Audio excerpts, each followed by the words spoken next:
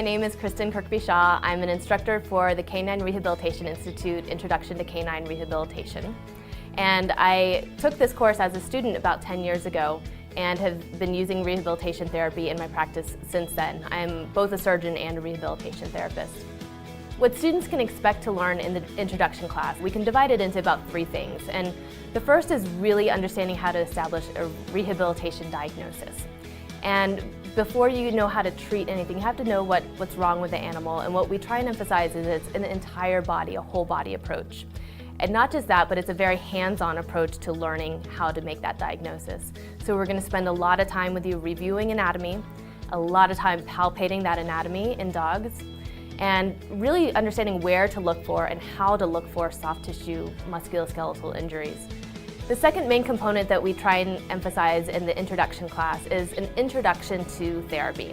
And we divide therapy into manual therapy, therapeutic exercises, and therapeutic modalities. So what we want students to learn in this first course is the fundamental principles of why you would use each modality or each treatment technique. But of course, we want you to have some tools to go back into your clinic after the last day of this class and start using some manual therapy. Start knowing how to get dogs to do the therapeutic exercises that you want them to do and why. And then have an introduction to things like laser therapy and electrical stimulation, which you'll learn to do in lab.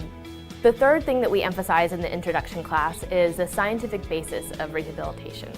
And we try and emphasize that we want students to practice evidence-based medicine, which is combining the best available research, which we will teach you, along with clinical reasoning and practical skills.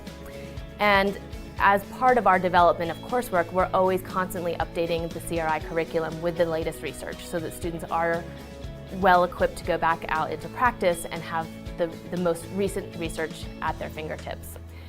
There are so many reasons to choose CRI as the course for learning more about rehabilitation.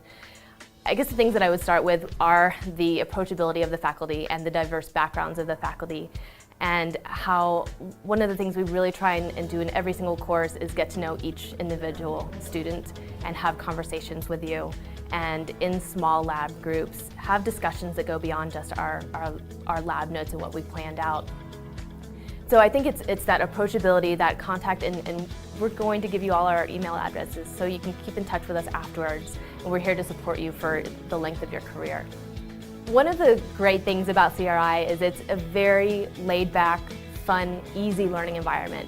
They are long days, there's a lot of information to cover, but if it weren't fun, then none of us would want to be here. And the faculty, most of the faculty have been doing this for many, many years, and it's because it's such a fun class to teach.